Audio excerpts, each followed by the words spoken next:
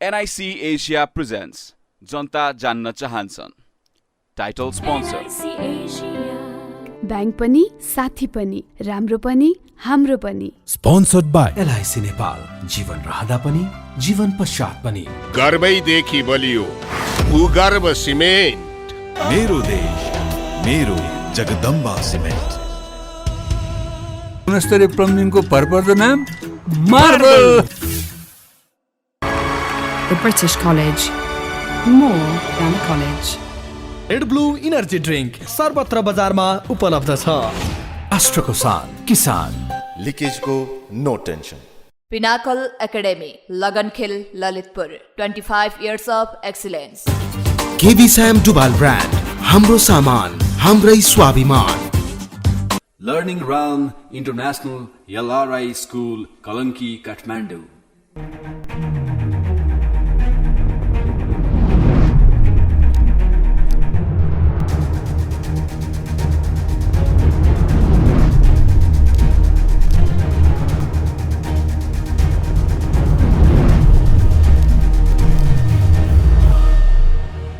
नमस्कार दर्शक, नेपाली नारीहरूको महान चाड तीज आजबाट भव्य रूपमा नारीहरूले मनाउँदैछन्। आज दर खाँदैछन् घर घरमा। यतिखेर म सबै दिदी बहिनीहरूलाई नमस्कार गर्न चाहन्छु, स्यालुट गर्न चाहन्छु। त्यसैले आजको दिन सबै महिलाहरूको लागि खुसीको दिन हो। आज दर खाइसकेपछि भोलि तीज, हरितालिका तीज। तीजको रौनक यसपटक वात्तै बढेको छ। दिदी बहिनीहरू नाचिरहेका छन्, गाइरहेका छन्, हाँसिरहेका छन्, एक आपसमा आफ्ना मनका कुरा साटिरहेका छन्। त्यसैले आजको कार्यक्रममा है यसबारेमा विशेष रूपमा चर्चा परिचर्चा र बहस गर्न चाहन्छौँ। तीजको बारेमा, गीतको बारेमा, तीजको गीतले पारेको प्रभावको बारेमा आज हामी विशेष रूपमा खुलासा गर्न चाहन्छौँ। त्यसैले तीजको कुरा गर्दाखेरि नारीहरूको लागि यो महत्त्वपूर्ण पर्व हो, महान पर्व हो। भोलि त शिवरात्रि जस्तै गरी पशुपतिमा भव्य रूपमा नारीहरूको उपस्थिति हुनेछ। हजारौँ नारीहरू, लाखौँ नारीहरू जानेछन्, महिलाहरू जानेछन्, शिवको मन्दिरमा पूजा गर्नेछन्। त्यसैले आजको दिन हामी सबै नारीहरूलाई र हाम्रा देशका, यो देशको नेतृत्वकर्ता नारी हुनुपर्छ भन्ने हामी एउटा सैद्धान्तिक बहस पनि गर्न चाहन्छौँ। त्यसैले हाम्रो देशमा महिला राष्ट्रपति विद्यादेवी भण्डारी अहिले हुनुहुन्छ, सभामुख महिला भइसक्नु भएको छ, प्रधान न्यायाधीश महिला भइसक्नु भएको छ, प्रधानमन्त्री महिला हुनुभएको छैन। आगामी निर्वाचनपछि यो देशले महिला प्रधानमन्त्री पाउला त? आज हामी यसबारेमा पनि बहस गर्न चाहन्छौँ भने राष्ट्रपति विद्यादेवी भण्डारी निकै सक्रिय हुनुभएको छ पछिल्लो समय। नागरिकता विधेयक उहाँले फिर्ता पठाइसकेपछि उहाँको सक्रियता वात्तै बढेको छ।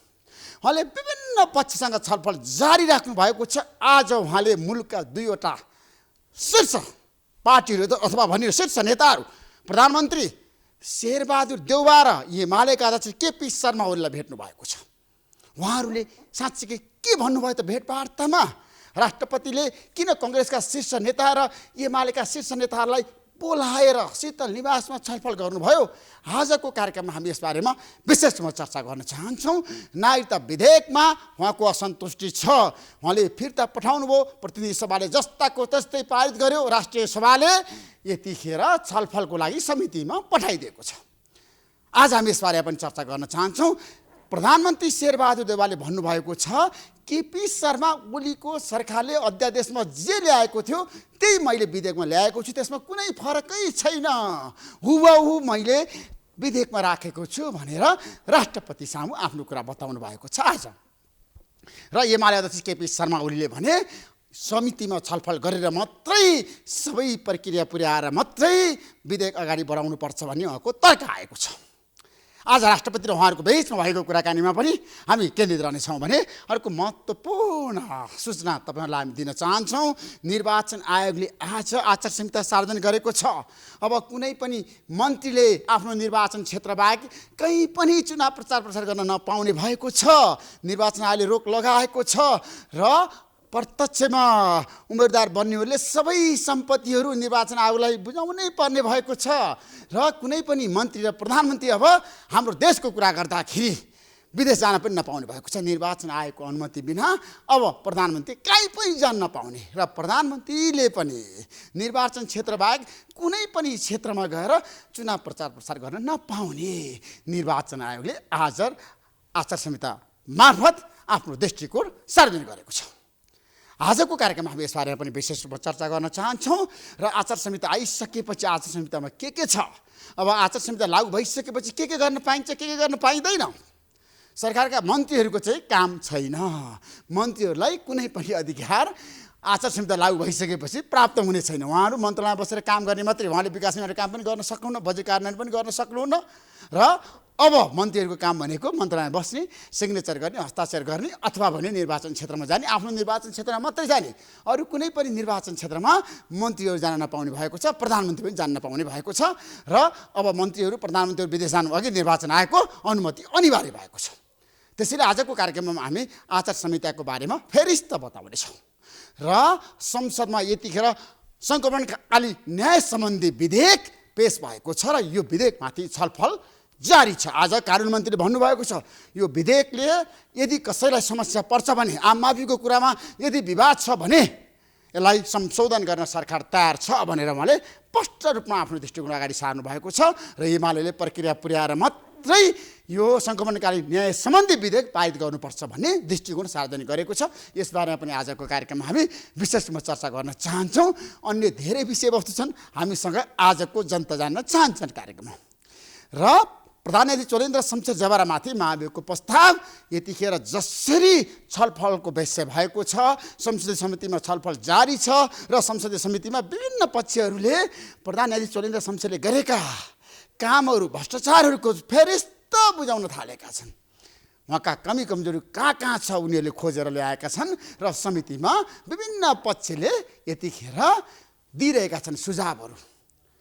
आजको कार्यक्रममा हामी यसबारे पनि चर्चा गर्न चाहन्छौँ र अन्य धेरै विषयवस्तु छन्। आज हामीसँग 5 दलीय गठबन्धनको कुरा गर्न चाहन्छौँ र सिटको बाँडफाँडको कुरा गर्न चाहन्छौँ, एमालेको कुरा गर्न चाहन्छौँ, दलहरूका नेताहरूको कुरा गर्न चाहन्छौँ, देशभरिको चुनावको माहौलको कुरा गर्न चाहन्छौँ र आज हामी चुनावी रणनीति बनाउनको लागि दलहरू अब के गर्दैछन् त, कसरी जान्छन् त सत्ता पक्ष र प्रतिपक्ष। म केही समयको विश्रामपछि आज एउटा विशेष व्यक्तिको साथमा आउनेछु। प्रतिष्ठा गर्नुहोस्, जनता जान्न चाहन्छन् कार्यक्रम लगातार हेरिरहनुहोस्। आजको जनता जान्न चाहन्छन् कार्यक्रममा हाम्रो बिचमा 2 जना व्यक्तित्व हुनुहुन्छ, नेपाली राजनीतिका एउटा कुशल खेलाडीहरू, नेपाली कङ्ग्रेसका नेता दीपक खड्का र एमालेका नेता दीपक प्रकाश भट्टजी। यहाँहरू दुवैलाई म कार्यक्रममा स्वागत गर्न चाहन्छु। अब तपाईँको पार्टीले केपी शर्मालाई प्रधानमन्त्रीको रूपमा अगाडि सार्यो, किन भन्नुहोस् त, के कारण? हतार भएन? होइन, निर्वाचन तय भइसकेपछि प्रधानमन्त्रीको क्यान्डिडेट घोषणा गर्ने कुरा ढिलो गर्नुपर्ने कुनै कारण छैन। पहिलो कुरा चुनाव जित्नु पर्यो नि त, होइन प्रधानमन्त्री बन्न त? अफकोर्स चुनाव जित्ने र स्वाभाविक रूपमा ल्याउनु पर्ला। होइन, त्यो सबै तयारीका साथ नै हामी क्यालकुलेसन गरिरहेका छौँ। स्थानीय तहको निर्वाचनको परिणाम एक्लै लडेको एमाले र गठबन्धन भएको बाँकी पार्टीको हालत तपाईँले देखिसक्नुभयो, होइन? जनताले कसलाई पत्याइरहेका छन्, किन पत्याइरहेका छन् र गठबन्धन साँच्चैको गठबन्धन बन्न सक्छ कि बन्न सक्दैन भन्ने कुरा स्थानीय तहमा देखिसक्यो। त्योभन्दा झन् ठुलो घात अन्तर्घातदेखि लिएर नमिल्न सक्ने कुरा, किनकि एजेन्डा एउटै छैन। वामपन्थी र मध्यमार्गी होइन, यसो होला, निर्वाचनमा त एजेन्डा मिल्ने अर्थात् एजेन्डामा पनि छुट्याएर एजेन्डा मिल्नेहरूसँग त गठबन्धन हुन्छ हेर्नुहोस्। गठबन्धन हुँदैछ, रापरपा मात्रै यही गठबन्धन होइन, यही गठबन्धनबाट अझै धेरै चोइटिएर छुट्टिएर इन्डिभिजुअली आउनेहरूसित फेरि पनि गठबन्धन बन्छ। त्यो त उहाँहरूले नै भनिरहनु भएको छ। त्यो त उम्मेदवार त धेरै पछि होला, होइन? गठबन्धन मिलेन र भएन भनेर एजेन्डामा नमिल्दा त फेरि पनि हामी छुट्टिन सक्छौँ, नयाँ ढङ्गले गठबन्धन हुन्छ भनिरहनु भएको छ। त्योसित पनि गठबन्धन हुने सम्भावना रहन्छ। अब दीपकजी तपाईँ मलाई बताउनुहोस् त, कङ्ग्रेसले किन मिलाउन सकेन, किन सिटको भागभण्डामा महाभारत भइरहेछ? कारण के हो मलाई बताउनुहोस् त। आज आधिकारिक रूपमा जनतालाई दिनुहोस् है। यो स्वाभाविक कुरा हो, होइन? अब दलहरू बिचमा छलफल हुने, कसले कति प्राप्त र कहाँ प्राप्त गर्ने भन्ने विषयको छलफल भएर टुङ्गिने विषय भएको कारणले केही दिन त लागिहाल्छ। अब चाँडै टुङ्गिन्छ, अब चाँडै टुङ्गिन्छ। होइन, अब चाँडै टुङ्गिन्छ। तपाईँहरूले देख्दाखेरि त्यस्तो लागेको भइसकेको छ, अब पुरा मिलिसकेको छ, लगभग मिलिसकेको छ। उसको कङ्ग्रेसले कति सिट पाउँदैछ ठ्याक्कै भन्नुहोस्? अब त्यही त अब केही होइन, दिनमा थाहा ठ्याक्कै पाइहाल्नुहुन्छ। जनता जान्न चाहन्छन्। आज कङ्ग्रेसले 100 सिटको दाबी गरिरहेछ। अब तपाईँहरूले सहमति कतिमा गयो? 100 सिटभन्दा अलिक कमै हुन्छ। कति हुन्छ 100 सिटभन्दा कमी? 90 हाराहारीको हिसाबमा। त्यसो कङ्ग्रेसले 90 सिट पाउँछ। 90 सिट काङ्ग्रेसले पाएन भने के हुन्छ? होइन, सहमतिमा तलमाथि त्यसमा 2-4 हुनसक्छ त, बढी पनि हुनसक्छ कम पनि हुनसक्छ नि। पाएन भने केही हुँदैन, चुनाव हुन्छ, के हुन्छ। तर प्रचण्डले भनिरहनु भएको छ कङ्ग्रेसले न्यून खोजे हुन्छ, हामीलाई माइनस गर्न खोज्यो भने हामी देखाइदिन्छौँ, अन्य गठबन्धन बनाउँछौँ, वाम गठबन्धन बनाउँछौँ भने। त्यो उहाँले कुन प्रसङ्गमा किन भन्नुभयो त्यो अर्को विषय हो। तर गठबन्धन दलहरू बिचमा छलफल गर्दाखेरि सौहार्द ढङ्गले अगाडि बढिराखेको छ। त्यस कारणले बाहिर के भनिन्छ तात्विक अर्थ होइन। तपाईँ भित्रिया मान्छे हो। प्रधानमन्त्री शेरबहादुर देउवासँग तपाईँको राम्रो सम्बन्ध छ, मलाई थाहा छ। शशाङ्क कोइरालासँग राम्रो छ, शेखर कोइरालासँग राम्रो छ। मलाई के बताउनुहोस् भने त्यस्तो भित्रिया होइन, म सामान्य कार्यकर्ता हो। होइन, तर पनि तपाईँले आज कङ्ग्रेसमा साँच्चै तालमेलको कुरा गरिरहँदा, गठबन्धनको कुरा गरिरहँदाखेरि कङ्ग्रेस पार्टीभित्र 2 धार छ। गठबन्धन गर्नै हुँदैन, एक्लै जानुपर्छ भन्ने पनि छ नि त। सबै पार्टीमा धारहरू छन्। होइन, कङ्ग्रेसमा त सिटलाई लिएर झगडा छ नि त। त्यो त द्वन्द्वमा कङ्ग्रेस त्यो त मलाई इच्छा छ। अर्कोलाई सबैलाई अब 165 स्थानमै एक्लै चुनाव लडिराखेका काङ्ग्रेस केही तलमाथि हुँदाखेरि स्वाभाविक रूपले आकाङ्क्षीहरू हुन्छन्, आकाङ्क्षा मान्छेको हुन्छ। त्यस कारणले त्यस्तो देखिया हो। र 165 स्थानमा चुनावमा भाग लिँदै गर्दा पनि हामी 23 सिट मात्र जितेको इतिहास पनि त हामीसँगै छ नि। होइन, कङ्ग्रेसले किन गठबन्धन गर्नु पर्यो त? चुनावमा एक्लै जान सक्दैन कङ्ग्रेस, कुरा मिलेन भने? होइन, यो समयको माग हो। त्यस समयको माग हो यो गठबन्धन हो त। किन समयको माग, के कारण? हिजोको सरकार सञ्चालन गर्दाखेरि जे खालका परिस्थितिहरू उत्पन्न भयो र त्यसको बावजुद त्यस परिस्थितिलाई अगाडि बढाउनका लागि अब यो शासन व्यवस्था, शासन पद्धतिलाई पूर्ण कालसम्म चाहिँ संसदीय व्यवस्था चलाउनका लागि एक खालको सहमति भएर दलहरू बिचमा अगाडि बढ्यो, सरकार सञ्चालन भयो। त्यसै कारणले त्यही कुरालाई बरकरार राख्नलाई गठबन्धन गर्नु पर्यो र गरे हो। होइन, गठबन्धन गर्दाखेरि चुनावपछि गरे हुँदैन। सरकार बनाउँदाखेरि अहिले चुनाव अघि नै गठबन्धन गरेर जाने, भागभण्डा गरेर जाने होइन। चुनाव अगाडि पछाडि संसदीय व्यवस्थाभित्र दलहरू एक आपसमा चाहिँ गठबन्धन गरेर चुनावमा भाग लिने भने त हामीसँग भइरहेको प्र्याक्टिसै हो नि त। त्यसो भए कङ्ग्रेसले माओवादीलाई चित्त बुझाउँछ? होइन, सबै गठबन्धन दलहरू बिचमा सबैको एकअर्कालाई चित्त बुझाउने हो, सबै बिचमा चित्त बुझ्छ।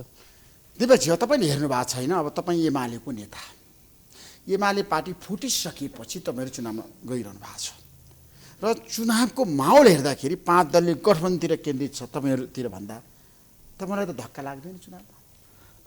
ऋषिजी, 2टा डाइमेन्सन छ। एउटा वामपन्थीका बिचमा एकता हुँदा त्यो नेचुरल जस्तो लाग्थ्यो भन्ने अझै पनि जनमत छ। किनकि सिङ्गो जनमत हेर्नुभयो भने काङ्ग्रेस र अरू मध्यमार्गी दलहरू बाहेकको वामपन्थी जनमत नेपालमा विद्यमान छ।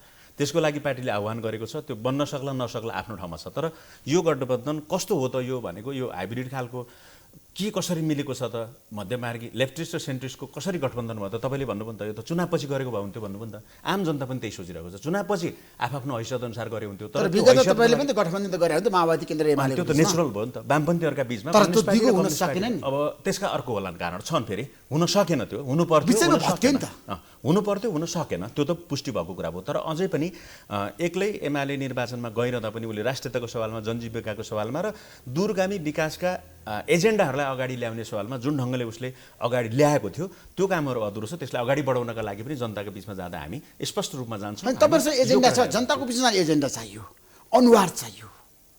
पुरानै अनुहारलाई जनताले अब मन पराउँदैन दिपकजी? होइन, पुरानो अनुहारको कुरा गर्दा त अहिले सबै राजनीतिक दलहरूमा पुरानै अनुहार, नयाँ अनुहार चाहियो नि, जनताको चाहना अनुसार। नयाँ अनुहार त पार्टी र्याङ्क एन्ड फाइलमा नयाँ अनुहार पनि आउँछ। म पोहोर चुनावमा जाँदा म नयाँ अनुहार थिएँ। 1-2 पटक मैले टेस्ट गर्छु, होइन भने त अर्को आउला नि त। पार्टीमा अपग्रेड हुँदै जाने दिपकजी, वा कोही पनि अर्को जेनेरेसनले अपग्रेड हुँदै आउने हो। पहिलो जेनेरेसनप्रति जुन तपाईँले भन्नुभयो त्यतिको आकर्षण छैन, त्यो रियालिटी हो, त्यो आम जनमानसले देखेको कुरा हो। तर अहिलेको यो इलेक्सन जुन हामी फेस गर्न गइरहेका छौँ यसको रियालिटी के हो भने यही नेतृत्वले लिड गरेर चुनाव हुँदैछ। यो त चेन्ज हुनेवाला छैन। त्यस कारण अब त्यो बारेमा के गर्छ त्यो पनि जनमतमा छोडिदिउँ। जनताले आफ्नो भोट दिएर उहाँहरूलाई रिजेक्ट गर्छ कि एक्सेप्ट गर्छ त्यो त जनमत हो नि त। तर यसको मेजर पोलिटिकल पार्टी भन्छु नेपाली कङ्ग्रेस र एमाले एक्लै चुनावमा जानुपर्छ भन्ने जनताको चाहना थियो क्या। तर तपाईँहरू पनि एक्लै नजाने, कङ्ग्रेस पनि एक्लै नजाने, लोकतन्त्रमा गठबन्धन गरेर चुनावमा जानु उचित हुन्छ दलीय व्यवस्थामा? अघि पनि कुरा गऱ्यौँ, ठ्याक्कै कोट अन कोट है। विचारहरू मिल्दा होइन, होइन विचारहरू मिल्दाखेरि पनि त हाम्रो देशमा छ नि, फरकै पर्ने विगतमा तपाईँलाई थाहा छ 2048 सालदेखि अहिलेसम्म कुनै पनि दलले एलायन्स गरेको थिएन, कुनै पनि दलले। 2074 सालमा तपाईँले गरिसकेपछि यो प्रक्रिया अगाडि बढायो हो नि त, होइन? होइन, अब यसो भयो, लोकतन्त्रको तपाईँले अन्तको उदाहरण हेर्नुभयो भने भारतमा एनडिए र युपिए लामो समयदेखि alliance, election alliance, post election alliance मात्रै छैन त, उनीहरू प्री भन्नाले इलेक्सनभन्दा पहिला पनि त पर्मानेन्ट एलायन्स जस्तो बनाएर हिँडेकै छन् त। बहुमत एक्लै ल्याउने बिजेपी उहिलेको कङ्ग्रेस एलायन्स बनाएर हिँडिरहेको थियो त। हुन्छ, तर नेचुरल एलायन्स र एजेन्डाहरू वामपन्थी एक ठाउँ हुने र मध्यमार्गी र अरू पार्टीहरूका बिचमा हुने एलायन्सलाई जनताले एउटा नजरले हेर्छ। आनका तान फरक मिल्ने विचारधाराका बिचमा उभिएकाहरूको बिचको हुने एलायन्सलाई चाहिँ प्री इलेक्सन चाहिँ तर नेपालमा काङ्ग्रेस र कम्युनिस्ट मिलेर आन्दोलन गरे इतिहास छ नि? होइन, त्यो हो फेरि 40 सालमा, 63 सालमा होइन, कम्युनिस्ट पार्टी 7 सालमा सँगै थियो नि त। 7 सालमा पनि नेकपा सानै साइजमा इलेक्सनमा रिजल्टमा आए पनि सँगै हो नि त। त्यहाँदेखि अहिलेसम्म प्रत्येक ठुला आन्दोलन वा परिवर्तनका लागि कङ्ग्रेस र कम्युनिस्ट सँगैको अब इतिहास हो। फेरि नेपालको आफ्नै युनिटी छ, युनिकनेस छ। यो युनिकनेसमा हामी अगाडि बढ्दा सोसाइटीमा तपाईँले भने जस्तो, तर यो त भइ नै सक्यो, गठबन्धन भइसक्यो, बाहेक इतरकाहरूका बिचमा हुने गठबन्धन सम्भावना भएकाहरूका बिचमा गठबन्धनको प्रयास हुन्छ नै, हेर्नुहोस्। त्यो पनि होइन, ओलीले पनि गर्नुभएको छ, शेरबहादुरले पनि गर्नुभएको छ, दुवै नेताले गरिरहनु भएको छ, गठबन्धन बलियो बनाउनु। त्यो त अगाडि बढ्यो। अब जनताका बिचमा जाँदा जनताले के गर्छन् त्यो हेर्न बाँकी छ। अब तपाईँहरूले छ नि कम्युनिस्टहरूसँग किन सहकार्य गरिरहनु भएको छ क्या हाम्रो देशमा? होइन, यो दुईवटा विचार भयो। एउटा विचार चाहिँ अघि तपाईँले भने जस्तो लोकतन्त्र संरक्षणका लागि पनि हो र संसदीय व्यवस्थालाई पूर्णकालीन रूपमा सञ्चालन गर्न पनि हो। होइन, तपाईँहरूको नीति मिल्दैन नि, सिद्धान्त मिल्दैन नि, प्रचण्ड र शेरबहादुर भएको अथवा कङ्ग्रेस र हामीले पार्टी एकीकरण त गरेका छैन नि। उहाँहरूको विचार उहाँहरूले बोकेर जानुहुन्छ, हाम्रो विचार हामीले बोकेर जान्छौँ। एउटा विचारमा हामी एक ठाउँ छौँ, यो व्यवस्थालाई संरक्षण गर्न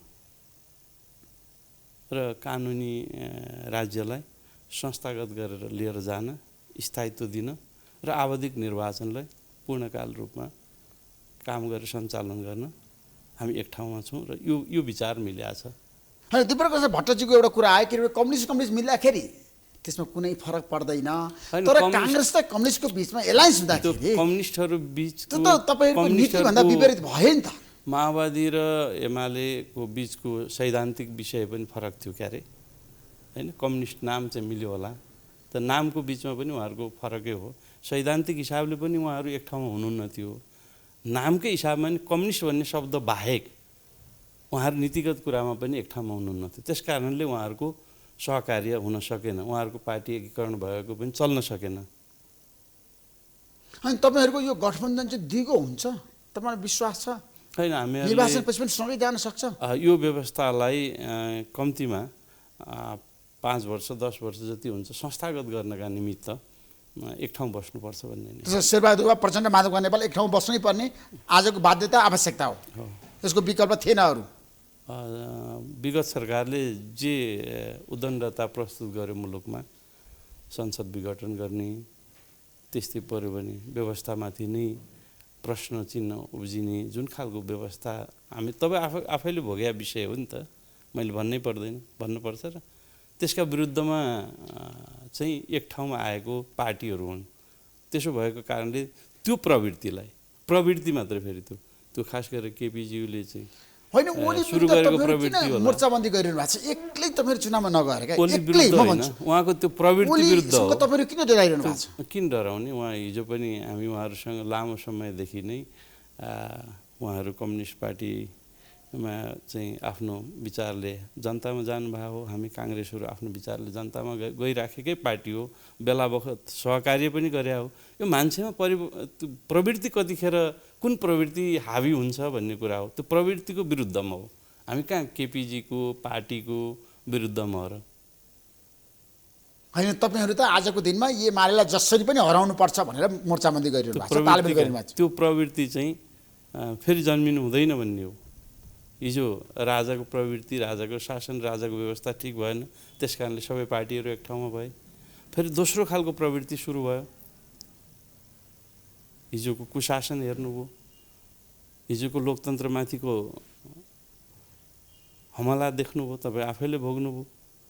त्यो प्रवृत्ति हिजो डेमोलाई चाहिँ मन पराएर डेमोक्रेट पार्टी भएर यो व्यवस्था ल्याएको सहकार्य गरेको साथीहरू नै हो नि, एमालेका साथीहरू पनि।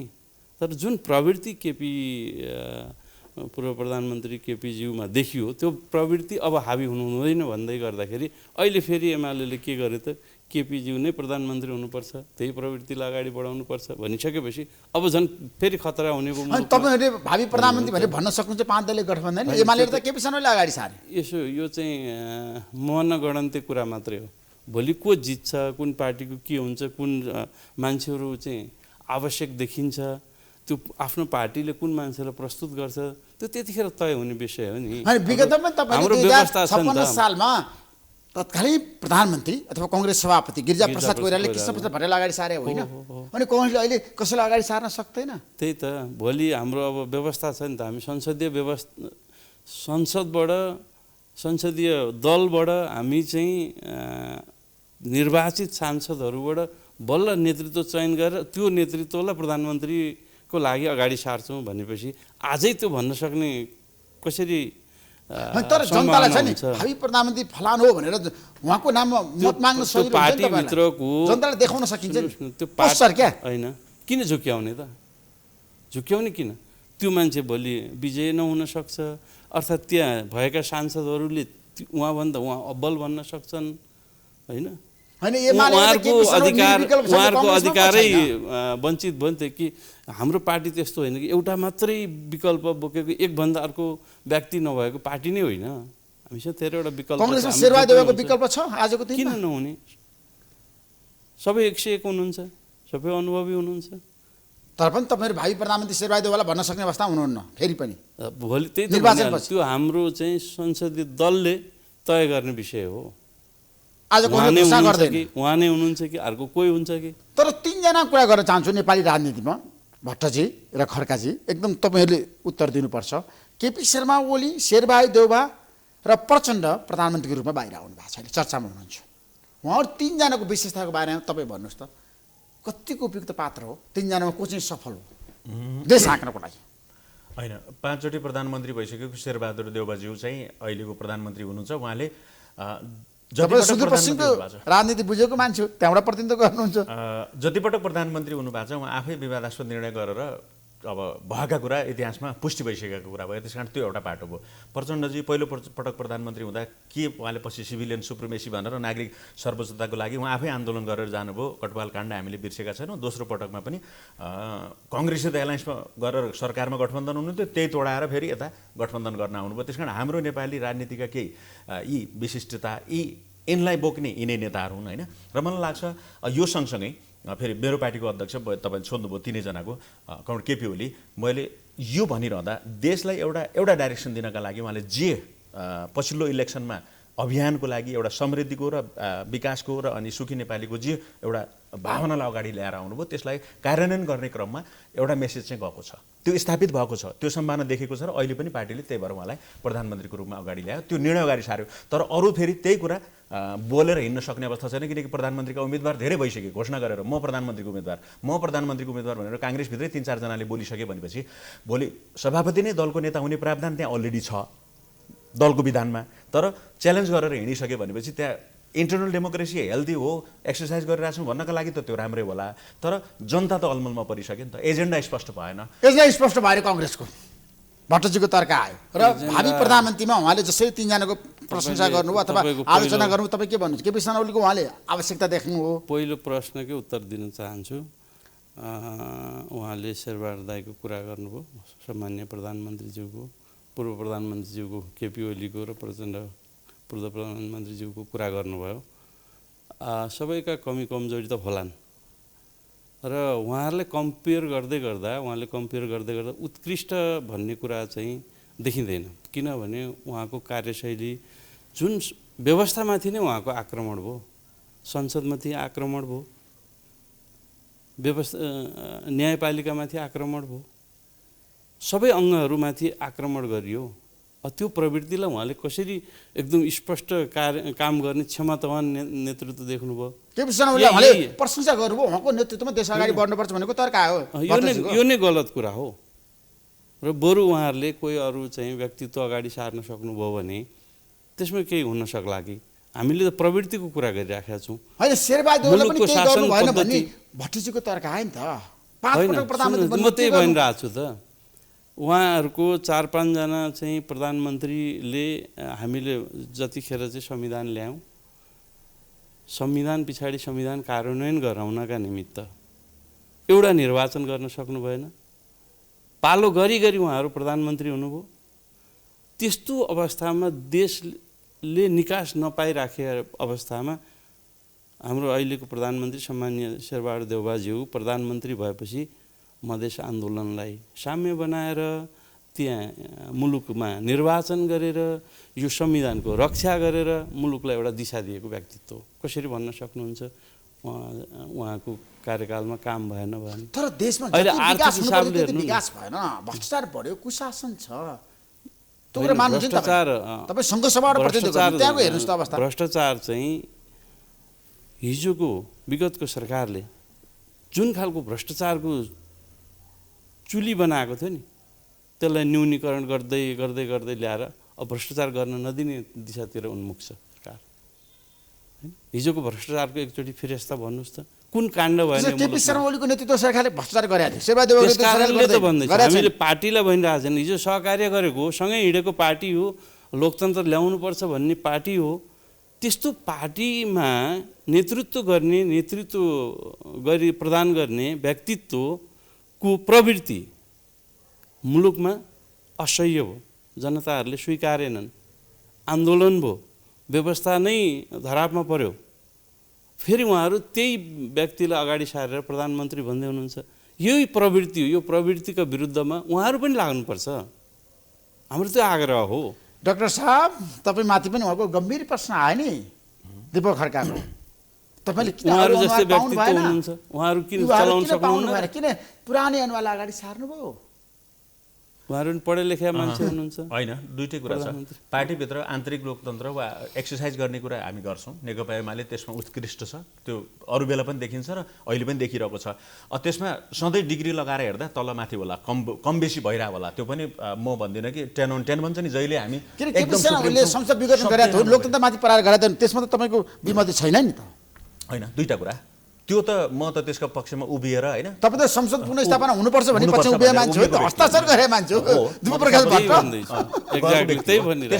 त्यसमा त म भनिरहेको छु। तर त्यो सँगसँगै नेकपा एमाले अरू स्थापित गरेका एजेन्डा र त्यो एजेन्डालाई जनताको बिचमा त्यो सामाजिक न्याय, राष्ट्रियताको सवालमा तपाईँ लिम्पियादुरा लिपुलेकको नक्सा छाप्ने कुरादेखि लिएर त्यसलाई अगाडि बढाउने कुरा र देशको सन्तुलित परराष्ट्र नीतिलाई अगाडि बढाउने कुरा र समग्रमा र विकासको एउटा एजेन्डालाई स्थापित गर्ने कुरा र विकासका ठुला योजनाहरू तपाईँ साँच्चीकै भन्नुहुन्छ भने ती थोरै बहुत अगाडि बढेका छन्। कोरोनाले गर्दा धेरै कुरा त्यसमा प्रोग्रेस भएको हामी देख्न सक्दैनौँ होला। तर त्यही कञ्चनपुरको पनि कुरा गर्नुहुन्छ भने महाकाली करिडोरमा वर्षौँदेखि 5औं पटक प्रधानमन्त्री हुँदा अहिले पनि हेर्नुभयो भने त्यहाँ बजेटमा कन्जुसाइ भएको छ। पोहोर साल वा परार साल जे त्यति बेला नेकपा कालको सरकारको बेला, कमरेड केपी ओलीको नेतृत्वको सरकारको बेला त्यहाँका लागि मेजर एजेन्डाहरू त्यो दैजी छेलाको चाहिँ औद्योगिक क्षेत्र होस्, महाकाली नदीमा पुल बनाउने कुरा होस्, त्यहाँको सुक्खा बन्दरगाह बनाउने कुरा होस्, तिङ्करसम्म महाकाली करोडहरू लैजाने कुरा होस्, यी मेजर प्रोजेक्टमा त्यहाँ कामहरू भएको भयो। देशभरिको त म अझ गइनँ, पूर्व पश्चिम रेलमार्गदेखि लिएर त्यसको डिपिआर बनाउने कुरा होइन, यी सबै कुराहरूमा जुन ढङ्गको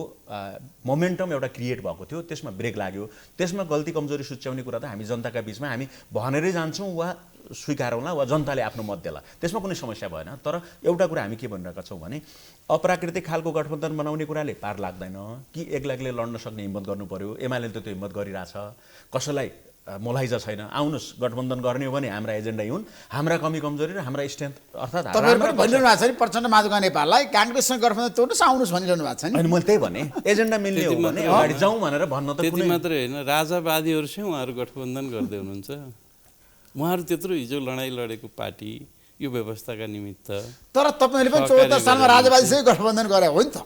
थिएन, इतिहास साक्षी छ नि। किन होइन? राप्रपासमा तपाईँहरू गठबन्धन भएको होइन देशभरि? होइन, मेरो निर्वाचन क्षेत्रमा चाहिँ एमालेसँगै थियो उहाँहरूको गठबन्धन राप्रपाको। कमल थापा तपाईँहरूको बिचमा गठबन्धन कसरी भएकै हो देशभरि नि? ठाउँ ठाउँ कुनै ठाउँ भयो अहिले पनि त्यही हो त्यो मेरो ठाउँमा मेरो जिल्लामा मेरो जिल्लामा भने त्यो भोटको हिसाबले एमालेसँगै गठबन्धन थियो एमालेलाई नै सहयोग गरे राप्रपाले मेरो क्षेत्रमा राप्रपासित थियो कङ्ग्रेसको गठबन्धन अब यो त स्पेसिफिक भयो त्यसकारणले यो गठबन्धन कोसँग कतिखेर तालमेल गर्ने कुरा कोसँग कसको सहकार्य गर्ने कुरा मिल्छ त्यो ठुलो कुरा भएन अब हाम्रो विकासको कुरा भोलि गएर दुईटै पार्टी भयो मुलुकमा भने पनि आश्चर्य मान्नुपर्ने छैन टु पार्टी सिस्टममा पनि नेपाल जान सक्छ भन्ने बहस पनि जारी छ कङ्ग्रेस र कम्युनिस्ट आवश्यकता हुन सक्छ नि त त्यो बेस्ट हुन्छ भन्ने अहिले पनि छ अहिले पनि आइरहेको छ जनमत र त्यसैका कारणले एन्टी त्यसो भयो भने एउटाले चाहिँ सरकार बनाउँछ अर्को प्रतिपक्षमा बस्छ सशक्त प्रतिपक्ष भयो भने सरकार सबभन्दा ब्युटिफुल हुन्छ त्यो हैन अब हामीले चाहिँ यो देशको विकासको कुरा गरौँ विकास जसरी हुनुपर्छ त्यसरी हुन सकेन सङ्घर्ष सभामा तपाईँ भन्नुहोस् अब तपाईँ त्यहाँबाट चुनाव जित्नुभयो संविधान पनि ल्याउनु भयो होइन तर विकास भयो त्यहाँको अवस्था के छ भन्नुहोस् त अनि म 70 सालमा सङ्घुवा सभामा हामी नेपाली काङ्ग्रेसले दुईटा निर्वाचन क्षेत्र थियो दुवै ठाउँ जित्यौँ दुईटै निर्वाचन क्षेत्र नेपाली काङ्ग्रेसले जित्यो र त्यस अवधिमा 4 वर्षको कार्यकाल संविधान निर्माण गर्ने समय त्यो पनि पुरा हो र विकास निर्माणको हिसाबमा थुप्रै बाटाघाटाहरू पुल सिँचाइको क्षेत्रमा शिक्षाको क्षेत्रमा स्वास्थ्यको क्षेत्रमा खानेपानीको क्षेत्रमा थुप्रै काम गर्नु जतिखेर स्थानीय तहको सरकार पनि थिएन अहिलेको जस्तो त्यसको बावजुद पनि थुप्रै विकास निर्माणका कामहरू भए उत्तर दक्षिण चाहिँ बाटो हाम्रो किमाथाङकादेखि जोगमुनीसम्म जोड्ने बाटो चतरादेखि सङ्खुवासभा जाने छोटो मार्गको बाटो रिङ रोडहरूको थालनी ती ठुला बाटाहरू पिच गर्नेदेखि लिएर 5-6वटा पुलहरूको निर्माण भएर थुप्रै विकास निर्माणको कामहरू भयो र त्यस पछाडि स्थानीय निर्वाचन पनि भयो स्थानीय निर्वाचन भइसकेपछि स्थानीय सरकार निर्माण भयो र स्थानीय सरकारमा जाने अहिले जुन बजेट बाहेक राष्ट्रिय बजेट हामी 74मा आएर एक सिट भयो नेपाली काङ्ग्रेस हार्यो र स्थानीय सरकारले प्रयोग गर्ने बजेट बाहेक 1 रुपैयाँ बजेट पनि राष्ट्रिय बजेट पुगेको छैन र एउटा पनि राष्ट्रिय योजना थपिएको छैन भनेपछि अब त्यहाँको जनताले पनि कम्पेयर गर्नुभयो होला अरुण तिन पनि त सङ्घर्षमा पर्छ नि त्यो त परियोजना अगाडि बढ्यो नि अरुण तेस्रो पनि पहिले विकासको एउटा मूल एजेन्डा हो नि होइन त्यहाँको लागि पहिले एमालेकै कारण चाहिँ त्यहाँबाट गुमेको कुरा सर्वविदितै छ मैले यसको व्याख्या गर्न पर्दैन नेपाली काङ्ग्रेसको सरकार निर्माण भइसकेपछि फेरि अरुण तेस्रो फर्काएर ल्याइसकेको अहिले 902 मेगावाटको अरुण तेस्रो अब 1.5 वर्षमा सम्पन्न हुँदैछ त्यो गतिमा काम अगाडि बढ्यो र त्यो अरुण तेस्रो आइरहँदा थुप्रै योजनाहरू सङ्घुवा सभामा त्यही उसमा अप्पर अरुण भयो लोयर अरुण भयो अरुण 4 भयो थुप्रै आयोजना र अरू सानसाना गरेर झन्डै 3000 भन्दा माथि मेगावाटको आयोजनाहरू सञ्चालन हुने दिशामा अगाडि बढ्यो यसले के गर्यो त भने रोजगारी सिर्जना गरेका छ मुलुकको आर्थिक टेवा पुर्याउने काम गरेका छ अब यी उत्पादन हुँदै गर्दा आर्थिक समृद्धिको एउटा खाका कोरिने अवस्थामा पुगेको छ र समृद्ध नेपाल भनेर जुन भन्दै गरेका कुरा त्यसै समृद्ध हुँदैन नि त आय आर्जनसँग जोडिनु पर्यो मान्छेहरू आय आर्जनमा जोडिन थालेका छन् र यो ऊर्जा क्षेत्रको पर्यटनको त्यत्तिकै सम्भावना बोकेको सङ्खुवासभा जिल्ला अब किमाथाङको बाटो जोडिने बित्तिकै यो इन्डियाको जुन रुट जान्छ यो बाटो किमाथाङको तपाईँको बाटो चाहिँ 12 महिना चल्ने बाटो बन्छ त्यसो भएको कारणले अरुण 3 को कारणले विकासको चाहिँ सुरुवात भयो सङ्घर्षसभामा सुरुवात भयो र अरू लगानी पनि भित्रिने वातावरण बन्यो यो त लगानीको वातावरण पनि बन्ने विषय रहेछ नि त त्यस्तो चिज हामीहरूले आज 25-30 वर्ष सङ्घर्षमा विकास हुन्छ त्यहाँको जनता खुसी हुने दिन आउँछ त्यो पक्का हो त्यसमा तपाईँ दुविधै नपाल्नुहोस् तपाईँले चुनाव जित्ने आधार छ तपाईँ त कङ्ग्रेस सर्वसम्मति उम्मेदवार भनेर भनेको अब म आफूले भन्दाखेरि हिजो सबै पार्टीहरू एकतिर र नेपाली काङ्ग्रेस एकतिर हुँदा पनि चुनाव जितेको हो भनेर दावा आजको दिनमा पनि छ किनभने 3200 मत बदर गर्दै गर्दा 1100 मतले जितेको भनेर घोषणा गरियो तत्कालीन अवस्थामा जसरी भए पनि कङ्ग्रेसलाई हराउने योजना बनाइयो काउन्ट गर्दा गर्दै। तर हिजै पनि म चुनाव जितेकै मान्छे, आज त झन् बलियो आधार छ भन्ने हो। गठबन्धन एक हुँदाखेरि तपाईँलाई सजिलो छ। गठबन्धन मात्रै होइन, त्यस पछाडि निर्वाचित सांसदले काम गर्न सक्नु भएन, केही काम गर्नु भएन। जनताले हेरिराखेका छन्। यत्रो कोभिड महामारीमा विकास निर्माणका कुराहरूमा, जनताको प्रत्यक्ष प्रभाव पर्ने कुरामा, समस्याका कुराहरूमा, अग्रसरताको कुराहरू, यी सबै डेलिभरका कुराहरू हेरिँदा सुशासन कायम गराउने कुरामा त्यसको इभ्यालुएसन त जनताले गरिराखेका छ नि त, त्यो मूल्याङ्कन त जनताले गरिराखेका छ। त्यस कारणले पनि कङ्ग्रेसले यसपटक जित्ने कुरामा। डाक्टर दुर्गाप्रसाद भट्टराईजी, मलाई के बताउनुहोस् भन्दा अहिलेको अवस्थामा छ नि, ठ्याक्कै कञ्चनपुरमा तपाईँ सांसद भएपछि तपाईँले सोचेअनुसार काम त गर्न सक्नु भएन।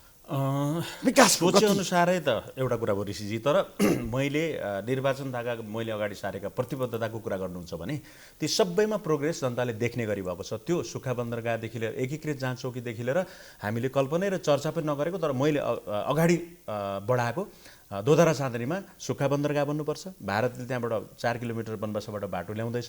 हामीले आफ्नो पुल कम्प्लिट गऱ्यौँ, 4 लेनको पुल। गड्डाचौकीबाट त्यो बाटो बनेर अगाडि भयो। एकीकृत जाँच चौकी र अझै थप चर्चामा ल्याएको विषय त्यही औद्योगिक क्षेत्र वा स्पेसल इकोनोमिक जोन पर्नुपर्छ चाँदनीमै भनेर त्यो काम अगाडि बढेको छ। 18-20 वर्षदेखि मजगाउँ एयरपोर्ट, त्यहाँको स्थानीय एयरपोर्ट जुन बन्द थियो, पटक त्यहाँबाट नेपाली काङ्ग्रेसको नेता जितेर सांसद हुनुभयो, मन्त्री हुनुभयो, तर त्यो एयरपोर्ट सञ्चालनमा आउन सकेको थिएन। त्यो अहिले स्थानीय तहको पनि साझेदारी, प्रदेश सरकारको पनि साझेदारी र क्यान अर्थात् केन्द्र सरकारको पनि साझेदारीमा त्यो एयरपोर्टको काम अहिले अगाडि बढिरहेको छ। कालोपत्री भइरहेको छ, जनताले आफ्नै आँखा अगाडि देखिरहेका छन्। र अर्को कुरा मैले अघि महाकाली करिडोरको कुरा जोडेँ। अब त्यो चाँदनीदेखि लिएर ब्रह्मदेव हुँदै तिङ्कसम्म, जसरी केमा थाङ्कासम्म जोड्ने जोगबनीको कुरा गर्नुभयो हाम्रो सङ्घर्ष सभाको नेताजीले, त्यसै गरी हामीले पनि महाकाली करिडोरको 2067देखि अगाडि बढाउन चाहेको तर त्यो अगाडि बढिरहेको थिएन। तर गएको वर्ष त्यसमा 93 करोडको बहुवर्षीय ठेक्का लागिसकेपछि त्यो काम अगाडि बढेको छ द्रुत गतिमा। र महाकाली अस्पताल त्यहाँ थियो, त्यो अस्पतालमा म निर्वाचित हुँदा 3 जना डाक्टरहरू सेवा दिइरहेका थिए। त्यसलाई रेफरल सेन्टरको रूपमा मात्रै त्यहाँ बुझ्ने गर्दथे। तर अहिले एक गेटामा राष्ट्रिय चिकित्सा विश्वविद्यालय बनाउनुपर्छ भनेर म आफै क्याम्पेन लिएर अगाडि बढिरहेको छु। शिक्षा स्वास्थ्य समितिमा निवेदन हालेर टिम गएर अब अगाडि बढाउनुपर्छ भनेर त्यहाँ सुदूरपश्चिमकै स्वास्थ्य क्षेत्रमा चाहिँ त्यसले कायापलट गर्न सक्छ भनेर एउटा त्यो एजेन्डा छ। र अर्को महाकाली हिजोको अञ्चल अस्पताल अहिले अब 35 जनाभन्दा बढी त्यहाँ विशेषज्ञ डाक्टर सहितको टिमले त्यहाँ सेवा सुविधा दिइरहेको छ। तर रमेश लेखकले धेरै काम गर्नुभएको छ त्यो क्षेत्रमा भनेर भन्छन् मान्छेहरू। होइन, उहाँले गर्न नसकेका कामै अरू त भनिरहेको छु त। 18 वर्ष उहाँ पटक सांसद र मन्त्री भएको व्यक्तिले एयरपोर्ट सञ्चालन गर्न सक्नु भएन। सुक्खा बन्दरगाह र महाकाली करिडोर र अस्पतालमा 3 जना डाक्टर भएको कुरा त त्यही आम जनताले, ती मतदाताले मलाई चुन्दा यो काम भएन, तपाईँ गर्नुहुन्छ भने सदर भनेर मलाई पठाएको। तपाईँलाई मेरो आग्रह के अब विकासको एजेन्डा बोक्नुहोस् है, तपाईँहरूले गफाडी नहुनुहोस्, काम गरेर देखाउँ। गफाडीको त समय नै छैन नि। जनताले त जसले काम गर्यो त्यसलाई जनताले मन पराउँछ। होइन, नत्र टेस्ट गर्छन् नि त। हामीलाई पनि अब जनताको बिचमा जाँदा तपाईँले काम गर्नु भएन भनेर रिजेक्ट गर्ला नि। त्यो त चुनौती लिएर जाने हेर्नुहोस्। सङ्घ सभाको विकासको एजेन्डा र कञ्चनपुरको एजेन्डा तपाईँहरूसँग छ होइन? दुवैसँग एकदमै छ, पुरापुर ब्लु प्रिन्ट छ त्यसको। एकदम तपाईँको चाहिँ त्यसमा एमालेका सांसद राजेन्द्र गौतमले त्यहाँ काम गर्न सक्नु भएन भने तपाईँको भनाइ हो? एकदम बिल्कुल मेरो जनताको भनाइ हो। मैले केही पनि गर्नु भएन 5 वर्ष कार्यकालमा? ठ्याक्कै भन्नुहोस्। अहिले उहाँले भन्नुभयो रमेश लेखकज्यू चाहिँ यातायात मन्त्री, भौतिक मन्त्री हुनुहुन्थ्यो। उहाँले नै गएर चाहिँ एउटा 94 करोडको एउटा 57 करोडको चाहिँ बाटो पिच कालोपत्री गर्नलाई बजेट विनियोजन गरिदिनु भयो। मसँगै जानुभएको थियो। एउटा बाटो त्यतिखेर तत्कालै टेन्डर भएको थियो पिच भइगयो। अर्को बाटो चाहिँ अब त्यो मेरो गाउँ हुँदै जाने बाटो थियो, सायद त्यही भएर होला, त्यो त आखिर जो पनि हिँड्थ्यो, त्यो बाटोको बजेटै क्यान्सल गरिदिनु भयो। र कुनै पनि राष्ट्रिय स्तरका योजनाहरू गएन, सङ्घसभा गएन 5 वर्ष। अहिले हामीहरूले चाहिँ विश्वविद्यालय पनि आयुर्वेदिक विश्वविद्यालय, योगमाया आयुर्वेदिक विश्वविद्यालय पनि सङ्घसभामा गराउँदैछौँ। अरुण तेस्रोको कुरा गरिहाल्नुभयो, पर्यटकको कुरा गरिहाल्नुभयो। र मान्छेहरूलाई अब बेरोजगारहरूलाई आय आर्जनसँग जोड्नुपर्छ भनेर अभियानकै रूपमा चाहिँ अहिले सुरु गरेका छौँ, जसलाई हामीले गरिखाने अभियान भनेर म आफै त्यसको कमिटीमा पनि छु र यो सुरु गर्दैछौँ। यसरी अब हामीहरूले मान्छेको आय आर्जनसँग जोड्न सकिएन, जनताको जोड्न सकिएन, सबल भन्नु पर्यो हैन? अबको पोलिटिक्स नहुन सक्छ होइन? त्यसो भएको कारणले अब उहाँहरूको आफ्नो निर्वाचन क्षेत्रमा कसो भयो मैले भन्न मैले दुईटा कुरा जोड्न चाहन्छु। महाकाली सिँचाइ, महाकाली सन्धिपछि टनकपुरबाट नेपालले पानी पाउने कुरा र इन्डियाले महाकाली सन्धि पारित भइसक्यो। शेरबहादुरले धेरै काम गर्नुभएको छ नि त्यहाँ। हैन त्यो त कहाँ काम नभएको नेपाललाई सुदूरपश्चिमसँग जोड्ने काम कसले गरे जस्तो त्यो तपाईले समग्रमा भन्ने हो भने पनि त्यो हेरौँला, क्याल्कुलेसन गरौँला हैन। दैजी छेलामा औद्योगिक क्षेत्र बनाउने 300 बिघा जग्गा छुट्याउने काम केपी ओली आफै जानुभएको छ प्रधानमन्त्री भएको बेला र त्यहाँ औद्योगिक क्षेत्र। यद्यपि अहिले आएर सरकारले त्यसमा प्राथमिकता दिने हो कि होइन, बजेट चाहिँ छुट्याएको छ, भोलिका दिन काम अगाडि बढ्यो भने जनताले आफै मूल्याङ्कन गर्छन्। महाकाली सिँचाइ तेस्रो चरणको जुन ब्रह्मदेवबाट नेपालले पाउनुपर्ने पानी, भारतले बनाउनु पर्ने नहरको लागि म निरन्तर सङ्घर्ष गरेर कुराकानी गरेर पत्राचार र एम्बेसीमा र भारत सरकारसँग पनि भारत भ्रमणमा त्यसलाई प्राथमिकतामा राख्नका लागि अनुरोध गरेपछि अहिले त्यहाँ नहर निर्माण भएको छ। त्यो हामी देख्न सक्छौँ। नेपालको पनि नहरले गति लिएको छ र त्यो राष्ट्रिय गौरवको योजनामा पनि 2 वर्ष अगाडि सूचीकृत भएको हो। त्यो त्यति बेला भएको थिएन। निरन्तर अब सिँचाइ मन्त्री त कञ्चनपुरकै नेता हुनुभएको थियो त एनपी साउज्यू। त्यो बेला पनि राष्ट्रिय जबकि 32,000 हेक्टर सिँचाइ गर्ने महाकाली सिँचाइ चाहिँ राष्ट्रिय गौरवको भएन, 25,000 हेक्टरको चाहिँ रानी जमरा चाहिँ फेरि राष्ट्रिय गौरवको थियो। त्यसकारण त्यही कुरामा प्रतिवाद गरेर त्यसलाई राष्ट्रिय सूचीमा राष्ट्रिय गौरवको योजनामा राखेर अहिले गति लिइरहेको छ। अघि शुक्लाफाटाको अब समग्र विकासको कुरा गर्ने हो भने पनि त्यहाँ मैले अघि जोडेँ तपाईँलाई सुदूरपश्चिमाञ्चल विश्वविद्यालयमा, त्यो विश्वविद्यालयमा नयाँ कोर्सहरू हर्बल साइन्सेसमा, किनकि हाम्रा जडीबुटी यत्तिकै भारत गइरहेका छन् सस्तोमा बिक्री भएर। अब त्यसलाई हर्बल साइन्सेसमा हामीले बिएससी जस्ता कोर्सहरू सञ्चालन गर्नुपर्छ र त्यही हर्बल सेक्टरकै त्यहाँ औद्योगिक क्षेत्रमा उद्योगहरू स्थापना गर्नुपर्छ। विकासको कुरा गर्दाखेरि हामीले जति जनताको चाहना त्यसरी गर्न सकेका छौँ लागिरहेको छु त्यहाँ। अब मलाई बताउनुहोस् दुईटा कुरामा हामी एउटा आज वैचारिक बहस गरौँ नागरिकता विधेयकको बारेमा। नागरिकता विधेयक पारित हुनुपर्छ भन्ने पक्षमा एमाले छ नि होइन, राष्ट्रपतिले लाल मोहर लगाउनुपर्छ भन्ने हो। आज राष्ट्रपति छलफल पनि गर्नुभयो होइन, छलफल भइरहेको छ तर त्यसमा एउटा त्रुटि भएको छ। खास गरिकन अङ्गीकृत जसरी वैवाहिक अङ्गीकृतको बारेमा देशले आम सेन्टिमेन्ट त्यसको पक्षमा आइरहेको थियो। खास गरिकन त्यसमा रेसिप्रोकल बेसिसमा नेपाल र भारतको सम्बन्धमा अरू सम्बन्धका विभिन्न आयामहरू छन्, त्यसको चर्चा गर्नु परेन किनकि हामी दैनिक भोगिरहेका कुरा भयो। प्रत्येक मान्छेले बोर्डर क्रस गरेका छौँ, 100 पटक आवत जावत भएको छ, मान्छे आइरहेका छन् गइरहेका छन्। तर बिहेबारी भइसकेपछि भारतमा नेपाली छोरीले बिहा गरेर गएपछि वा जसुकैले आउँदा पनि उनीहरूकोमा 7 वर्ष पर्खिनुपर्ने, हाम्रो हकमा पनि त्यही छ। उसले हामीलाई स्पेसल प्रोभिजन त केही राखेको छैन अनि हामीले सबैका लागि त्यो राख्नुपर्ने कुनै कारण थिएन। त्यो रिजर्भेसन सहित अब पास गर्ने कुरा त बहुमतमा सरकारले गरेपछि तर आज राष्ट्रपतिले छैन। प्रधानमन्त्री शेरबहादुर काङ्ग्रेसका नेताहरूलाई पनि भेट्नुभयो, एमालेका अध्यक्ष केपी शर्मा ओली नेताहरूलाई पनि भेट्नुभयो र नागरिकता विधेयक पारित गर्न राष्ट्रपतिले त्यो स्तरको गम्भीर विषय हो भन्ने ढङ्गले छलफल अगाडि ल्याएर त उहाँले थाहा नै गर्नुभयो नि त। राष्ट्रपतिले गरेर छलफल ठिक छ, काङ्ग्रेसले को भनाइ के छ? होइन, यो चाहिँ राष्ट्रपति पनि अब एउटा सम्मानित ओहदामा बसिसकेपछि उहाँका निश्चित दायराहरू छन्, त्यो दायराहरूभित्र बस्नुपर्छ।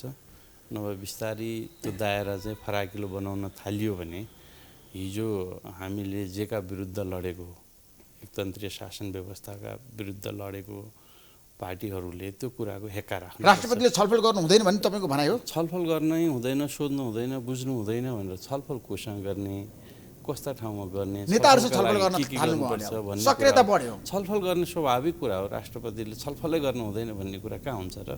तर छलफल गर्दाखेरिको दायराहरू चाहिँ ध्यान दिनुपर्छ। नागरिकता विधेयक ठिक छ, त्यसमा काङ्ग्रेसको निष्कर्ष नागरिकता विधेयक ठिक छ भनेर पार्टीले सरकारले अनुमोदन गर्नुपर्छ। तर एउटा हातले नागरिकता अर्को हातले अब तपाईँलाई थाहा छ सिन्दुर। यसो हामीहरूले नेपाली पुरुषले इन्डियासँग मात्रै केन्द्रित भएर विदेशी महिला बिहा गर्ने बित्तिकै अब नागरिकता दिने कुरा इन्डियामा के कानुन छ त्यही कानुन हामीले इम्प्लिमेन्ट गर्नुपर्छ भन्ने छैन नि। हामीलाई के आवश्यकता त्यो कुरा गरौँ न। हामीसँग इन्डिया मात्रै कुरा छैन, हामीसँग चाइना पनि बोर्डर होला, त्यति मात्रै होइन हामीसँग अन्तर्राष्ट्रिय जगतमा पनि हाम्रो चाहिँ सम्बन्ध होला, मान्छेहरू नागरिकहरूको चाहिँ वैवाहिक कुराहरू होला। सबै देशका आफ्ना समस्याहरू छन्, आफ्नो भूगोल अनुसारको आफ्नो समस्या अनुसारको उनीहरूले नीति निर्माण गरेका छन्। हामी आफ्नो देशको नीति निर्माण गर्नका निमित्त भारतसँग तुलना गरेर किन गर्नु पर्यो? हामी यही छलफल गरौँ के समस्या हो, समस्या हो भने नभए खालि भारतमा यति वर्ष छ अनि त्यति वर्षै हामीलाई चाहिन्छ भनेर त्योभन्दा बढी चाहिन्छ भने त्योभन्दा बढीको विषयमा छलफल गरौँ न। भारतसँग तुलना गर्ने काम नगरौँ, भारतसँग तुलना नगरौँ है तपाईँ कुरा होइन, हाम्रो देशको विषयमा कुरा गरौँ।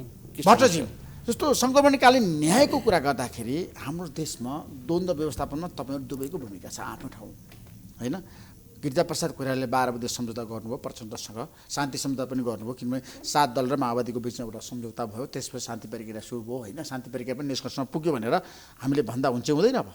होइन, त्यो भन्न मिल्दैन, किनकि एउटा पक्ष चाहिँ तपाईँ त शान्ति प्रक्रिया काम गरेर मान्छे हो नि त। हो, माओवादी सेनाको नेपाली सेनामा समायोजन र समाजमा पुनर्स्थापना एउटा महत्त्वपूर्ण पक्ष थियो, हतियारको व्यवस्थापन दोस्रो थियो, त्यो चाहिँ सेना र हतियारको पाटो भयो, र तेस्रो पक्ष भनेको छिटोभन्दा छिटो 6 महिनामा सक्ने गरी सत्यनिरूपण र बेपत्ता आयोग बनाएर काम सक्छौँ भन्ने नेताहरू उहाँ नै होइन।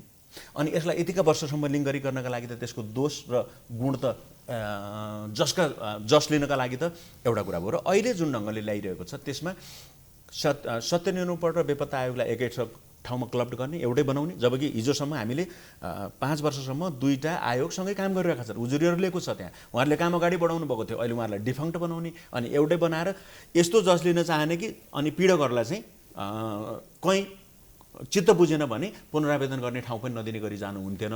अन्तर्राष्ट्रिय मोडेलहरू के छन् भन्नुहुन्छ भने 40वटा देशका 40वटा मोडेल देखिएलान्, किनकि हाम्रै सेना समायोजनको मोडेल नेपालमा शान्ति प्रक्रिया निष्कर्ष पुर्याउँछ र होइन। अहिलेको अवस्थामा चाहिँ मिल्नुपर्छ, मेलमिलापमै जानुपर्छ, मलमपट्टि लगाउनुपर्छ भने भनिएको नि। मेलमिलापमा जानुपर्छ, तर चित्त बुझेन भने उसले पुनरावेदन गर्ने ठाउँ त दिनु पर्यो नि त। हो, त्यसपछि फेरि पुनरावेदन नर्मल जस्टिस प्रोग्राम जस्तो जिल्लाबाट पुनरावेदनबाट सर्वोच्च भनेको होइन।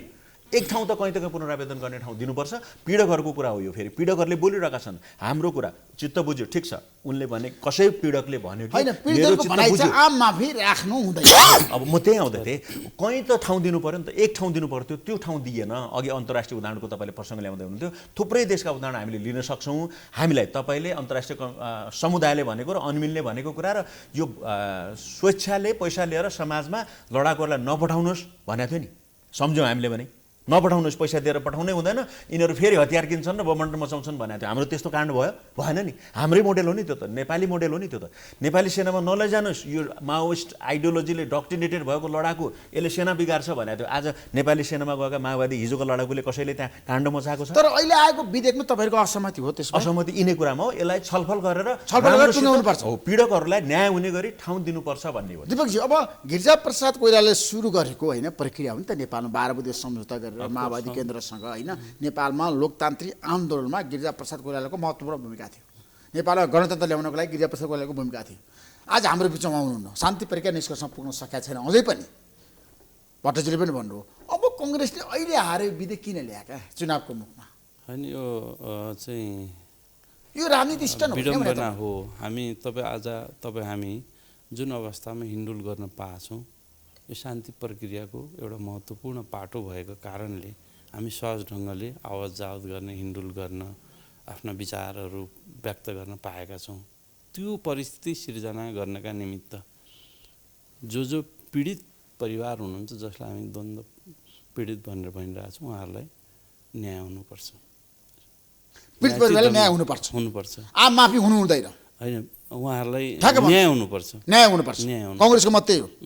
आम माफी हुनलाई उहाँहरूको सहमतिमा हुने के हुने विषयहरू छँदैछन् भनेकै छ त्यो, तर द्वन्द्व पीडितहरूले न्याय, तर द्वन्द्व पीडित परिवारहरू चित्त बुझ्नुपर्छ, उनीहरू पनि अहिले रोइरहेछन्, सडकमा छन्, न्याय हुनुपर्छ। त्यहाँ छैन, त्यो विधेयकले हाम्रो मागलाई सम्बोधन गर्दैन भनिरहेको छ। त्यसमा विवादै छैन, त्यो न्याय हुनुपर्छ र कुनै त्यस्तो त्रुटि छ त्यहाँ छ भने छलफल गर्नुपर्छ, सच्याउनुपर्छ। कङ्ग्रेस सच्याउन तयार छ, छलफल गर्नुपर्छ, छलफल गरेर अन्याय भएको मान्छेले न्याय पाउनुपर्छ। तर न्याय त कुनै विवादै छैन। होइन, न्याय काम गर्दै जाँदा के कुराले अवरोध भयो, हिजो पनि अब चाहिँ एमाले माओवादीहरू एउटै पार्टी बनाएर पनि बस्नु भएको थियो, त्यो 3 वर्ष सरकार पनि सञ्चालन गर्नुभयो, त्यहाँनिर पनि समय लाग्यो, केही कारणले लाग्यो होला। अब किन त्यतिखेर पनि समाधान भएन र अहिले विधेयक आउँदैमा यो आत्तिहाल्नुपर्ने कुरा त केही पनि छलफल गर्ने नि त। तर जो पीडित पक्ष हो, पीडामा छ, जसलाई अन्याय भएको छ, उसले न्याय पाउनुपर्छ। त्यसमा ठ्याक्कै भन्नुहोस्, अब एमाले आगामी निर्वाचन कति सिट जित्छ? तपाईँसँग क्यालकुलेसन छ? क्यालकुलेसन यसो भयो ऋषिजी, एउटा मोमेन्टम एमाले सुरु गरिसक्यो, जनताका बिचमा हाम्रा एजेन्डाहरू हामी लिएर जान्छौँ। अप्राकृतिक खालको गठबन्धन र गठबन्धनभित्र हुने असहजता र त्यसले गर्ने कुराहरू पनि जनताले बुझिरहेका छन्, किनकि यो अप्राकृतिक छ, अननेचुरल छ। चुनावमा आफ्नो पार्टीको हैसियतले जनताका बिच गएको जनताले देखाउँथे होला, तर पनि गठबन्धन गरेर आए पनि हामीले चुनौती खुल्याम भनिरहेका छौँ नेकपा एमालेसित स्पष्ट देश विकासको एउटा एजेन्डा छ, राष्ट्रिय अर्थतन्त्र विकास गर्ने एउटा एजेन्डा छ, जसमा हाम्रो रोजगारी सिर्जना गर्नेदेखि लिएर राष्ट्रिय अर्थतन्त्रलाई जुन परनिर्भर र परजीवी खालको हाम्रो राष्ट्रिय दलाल खालको भनौँ न रोजगारी नदिने खालको जुन अर्थतन्त्र छ त्यसलाई चुनौती दिने र त्यसलाई एउटा ठिक दिशा दिनका लागि एमालेसित स्पष्ट एजेन्डा छ। त्यसकारण एमाले अब प्रत्यक्षमा हामी 65 देखि 70 सिट छौँ। 65 70 देख्नुभयो एमालेको दाबी, काङ्ग्रेसको कति छ त्यो भन्न पाइहाल्यो। होइन तपाईँले कति सिट जित्नुहुन्छ? हामी 75 सिट जित्छौँ। 75 सिट प्रत्यक्षमा तपाईँले पाउने कति थाहा छ? 80। अलि बढी हो होइन 80 हो क्या, अलि बढी हो, बढी हो। 80 पायो भने गठबन्धन 70 देखि 75 सिट हामी जित्छौँ। तपाईँले प्रत्यक्षमा 70 देखि 75 सिट जित्ने। Thank you so much. यहाँहरू दुवैलाई धेरै धेरै धन्यवाद, समय दिनुभयो। आज दर्खाइ दिन होइन, यतिखेर नारीहरूले दर्खाइरहेछन् होइन। सबै फेस्टिभ मुडमा छन्। सबैलाई तीजको शुभकामना। सबैलाई नमस्कार।